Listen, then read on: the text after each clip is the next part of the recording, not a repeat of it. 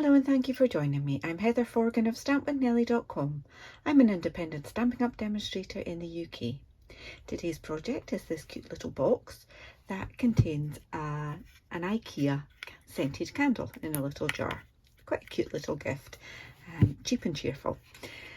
The box, I have used the Abigail Rose Designer Series paper and the Cottage Rose bundle, which is the Cottage Rose stamp set and the Cottage Flowers dies to decorate. So this one is Smoky Slate and there's crumb cake in there, and I've got a little bit of Petal Pink on Very Vanilla in there as well. I'm going to change it up and use another one of the Designer Series paper designs, and I'm going with this one, which is crumb cake and early espresso, I think. So I'm using early espresso for my card for the base, so we'll do that bit first and then we can come back and do the decoration in a short while. So I'm using my paper trimmer for this. Paper trimmer from Stampin' Up has two blades on it, one for cutting, the dark one, and the lighter one is for scoring, so I'll be using both of those. I want to trim this A4 piece of card down to 9.5 inches by 6 3/8. Now 6 3/8 is actually the start of that white bit on the trimmer there. Okay, so there we go. Now with my short side at the top, the 6 3/8, I want to score that at 2 1/8. Okay. And then I'm just going to flip that around and do the same, 2 1/8. There we go. Now on the long side, I'm starting off again at 2 1/8. Then 4 1/4.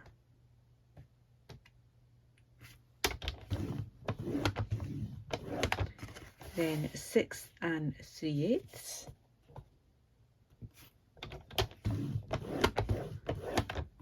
then 8 1/2.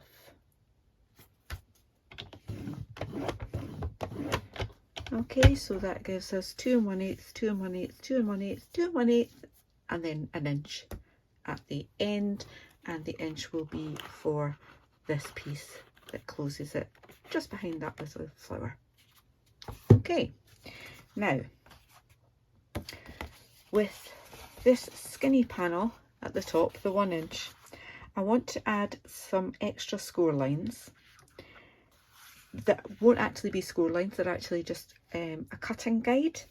So you could cut it if you're feeling brave. I prefer just to score it. So I want to do that at 1 1/8.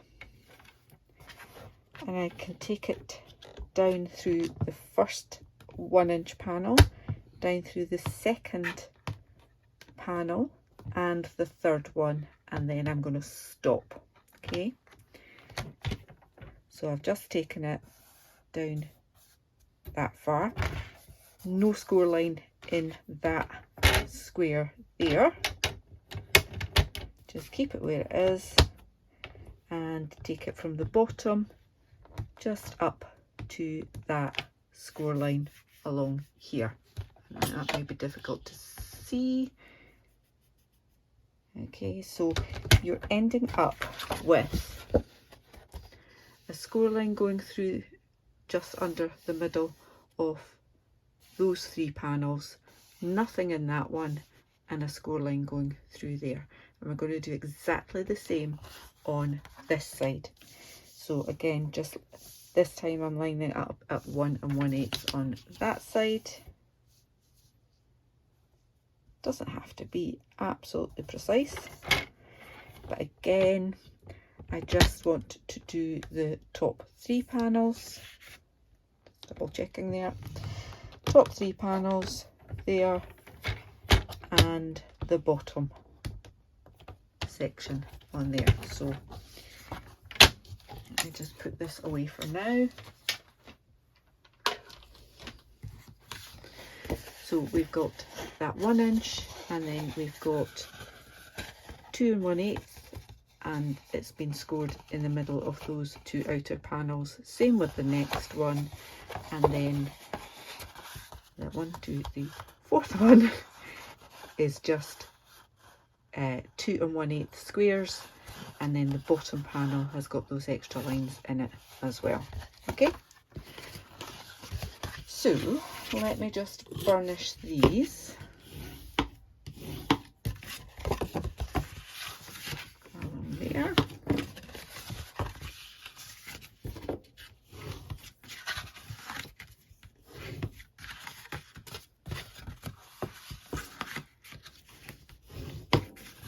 There we go. That's them done. I'm not burnishing those ones because they're not actually score lines, as I mentioned. They are cutting guides. So just using that guide, that score line that we put in, just cut along to that first panel there. I'll just do it on this side as well, just to there. Okay, and then we've got a longer line to do because we're going up the 1 inch, the next 2 1/8, and another 2 1/8, like so, to there. Okay, while I'm here, I'm just going to chop that up the side to that line there. That bit comes away. Do the same on this side, just up to that join there. This bit comes away. Okay, so that's how it looks so far. Let's just bring the other side to the same level, straight along that cutting guide.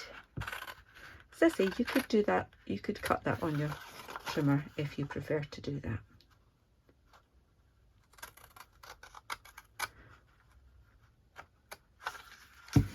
Take that away and then cut up that score line on this panel here too.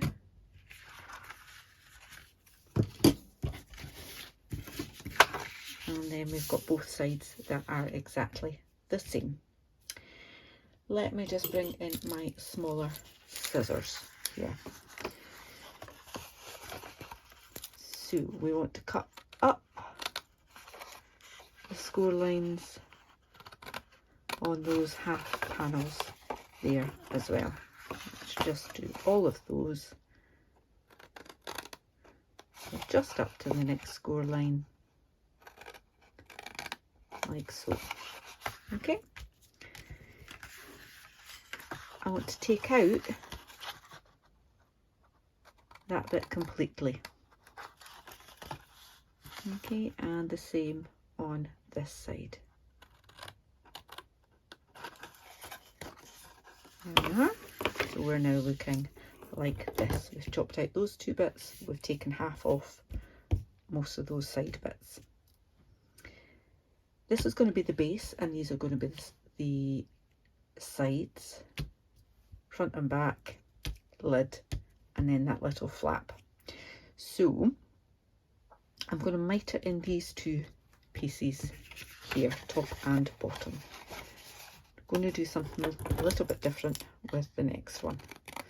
So I'm on the middle one, just taking out a little wedge either side of that tab so that it's not quite so bulky, and do the same with the end one.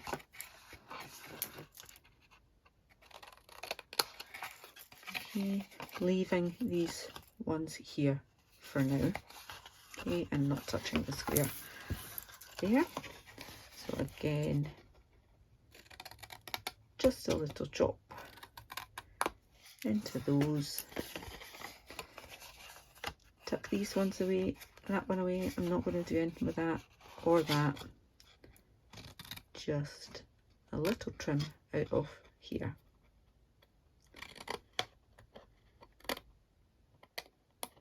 Okay. So we're now looking like this. Okay, we've got these bits ready to make the main sides of the box, and then this is my lid. So what I want to do is actually just cut a little bit extra straight up that score line, because I hadn't taken that score line out. So that might have given us a little bit of difficulty. We'll see how that goes. Okay, right. I'm now using the Very Best Trio punch, and I want to cut with this one here, tucking that all out of the way, like so. I can just flip that around and do the same there. Okay. Now I want to do the same on these two ends here. So I need to make sure I'm tucking those bits away, because I don't want to cut them at the same time. Slide that in, press it down, flip it over again, make sure we've got that out of the way. Don't want to cut that. It wouldn't be the end of the world if you did. Just mean you've got a bigger mitre in there than you originally intended. Okay, so back to how it was, and we can see where we've got to. Now you can take stock. So we've got that nice edge there. This piece I want to cut with this here, so sliding that in, pressing it down, flip it over and do the same again. Okay, by flipping it over you get a mirrored image on there. While I'm at it, I've got my designer series paper I've already chopped up, and I have one piece for there. I'm gonna add on the other pieces like so. But whilst I've got that piece there and this punch out, I'm gonna just do the same shape on that bit there. Okay, so we've got that round that will match up on here. Okay, so my pieces of designer series paper are 2 inches by 2 inches, so they're just 1/8 of an inch smaller than the box panels, so there's not a huge margin showing. I'm just popping them on, and I prefer to use wet glue. So this is our multi-purpose liquid glue, and that's not where that one goes, Heather, that's the bottom. It goes there. I might have needed to cut an extra piece there, but stuck that down. It's a quick save. There's a tiny little margin around about on that.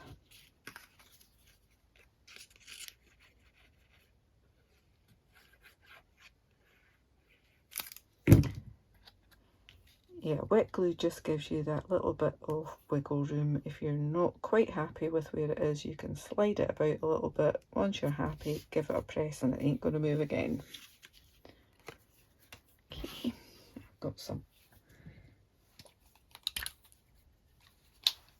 sticky fingers there. Managed to get glue on me instead of on the paper. Oops, and just spotted that there. Give me a second. It should hopefully dry okay.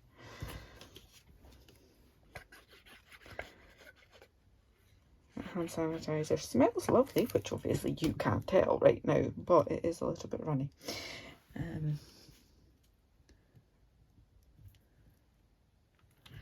So there we go.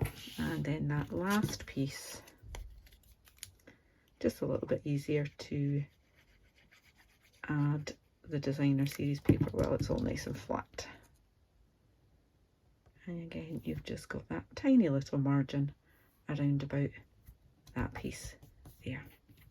Okay, so we are now ready to assemble the box. So some glue on both of these tabs, and then just line that up there. Make sure you've got a nice neat corner, neat join. Do the same with this one. Sorry, I hear my tummy rumbling. No idea why. It's obviously not happy about something. It's been fed.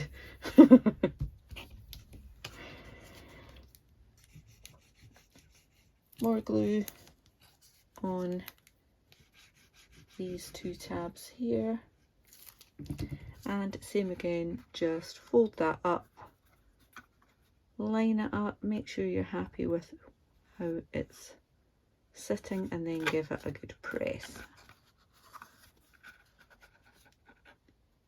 Same again, line that up, give it a good press. There we go, we have a box. And I've still got sticky fingers. So we can now pop this little candle in there. It's quite a snug fit, which is why I went for 2 1/8 of an inches instead of going for 2 1/4. 2 1/4 just would have been that a little bit too, it would have wobbled about a bit too much. So those two tabs that we've got that nice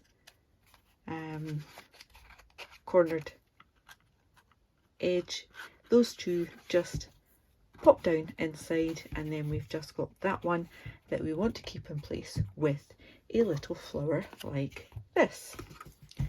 So I've got some Very Vanilla. I've got this stamp from the set. It has 3 flowers all on the one stamp, and then there's a huge big die that lines up with those 3, and that one lines up with that one, should you wish to use that as well. I'm just going to do those little 3 ones and a sentiment. Stamp that with Early Espresso ink.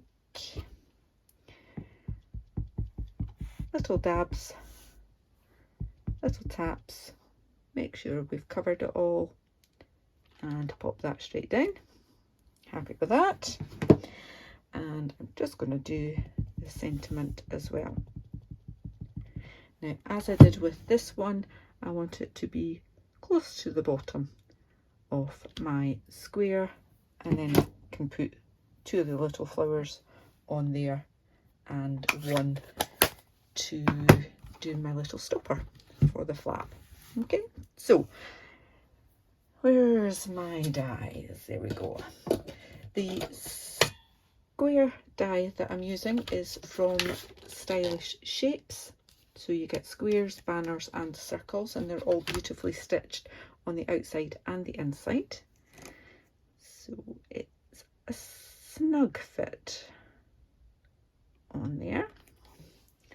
Just get a little bit of washi, low tack tape, and then, as I say, using this huge big.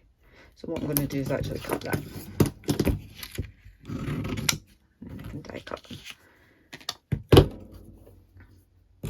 So this one, those three flowers line up like so.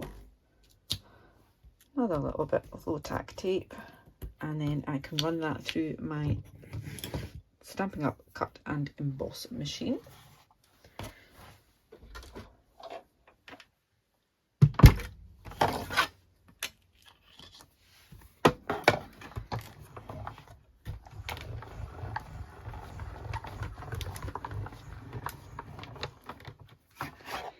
Okay, and because you've got lots of other bits on this die, you're going to end up with lots of other bits to tidy up.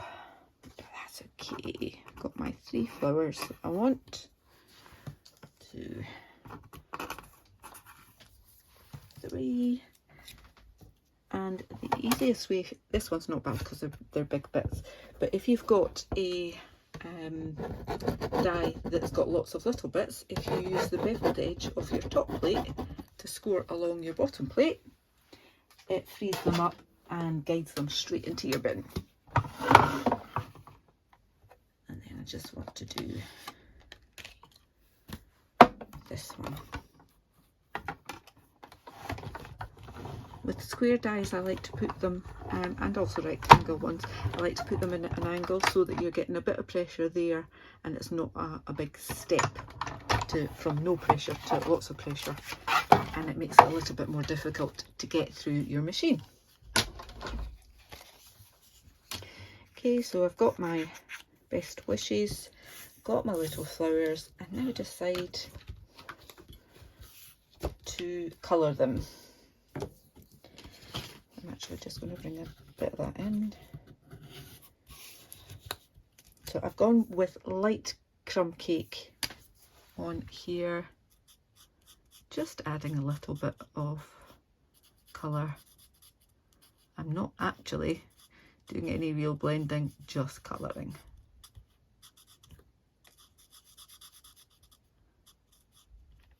You could, if you wished, use the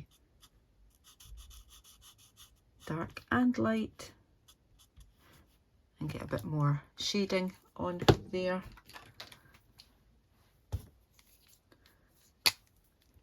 I'm just using petal pink in the centre. That is the dark petal pink, just so that it shows up a little bit better. Okay, easy peasy. Just adds a little bit more colour to it. The shading of the stamp itself, those little lines already add a little bit more depth to those bits anyway, so that's why I'm just doing a quick bit of colour on there, and the stamp's doing the rest of the work for me.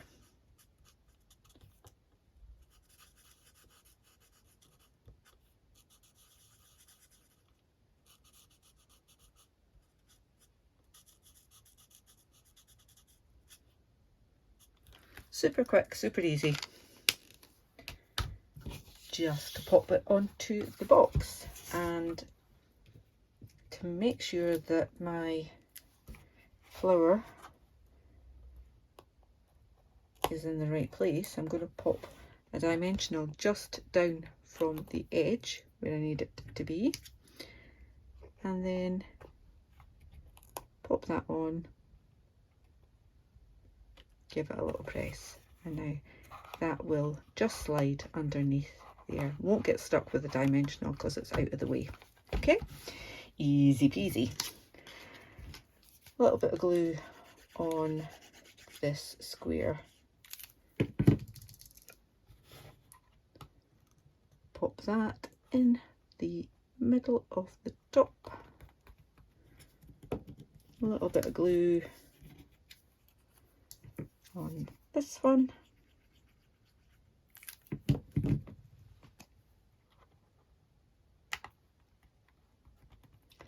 Like so, and I would have used a mini dimensional, but I forgot to look them out, so I'm just going to use a little bit of the edge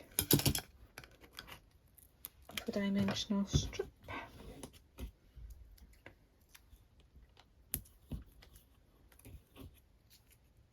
pop that on. And there we go. So we have our smoky slate version and our early espresso one, both with nice little unusual lid and a candle inside. Which one do you prefer? I'd love for you to leave me a comment.